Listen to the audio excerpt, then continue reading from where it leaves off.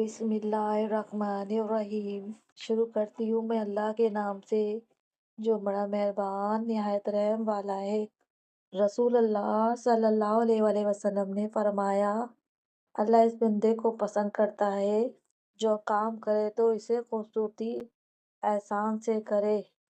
नबी करीम सल्लल्लाहु अलैहि वसल्लम ने फरमाया, जिस दिल में राई के दाने के बराबर भी तकब्बुर होगा वो जन्नत में दाखिल ना होगा।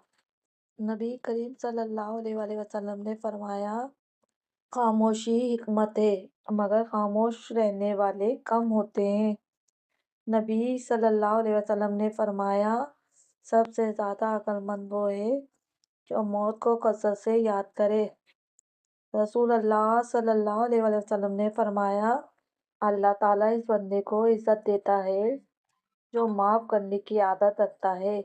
नबी करीम सल्लल्लाहु अलैहि वसल्लम ने फरमाया, जो शख्स हलाल कमाई पर सब्र करे वो क़यामत के दिन अंबिया के साथ होगा।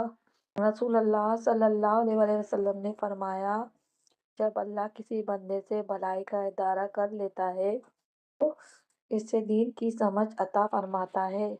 नबी सल्लल्लाहु अलैहि वसल्लम ने फरमाया, बंदा इस वक्त तक कामिल मोमिन नहीं हो सकता जब तक अपने बड़े भाई के लिए वही पसंद ना करे जो अपने लिए करता है।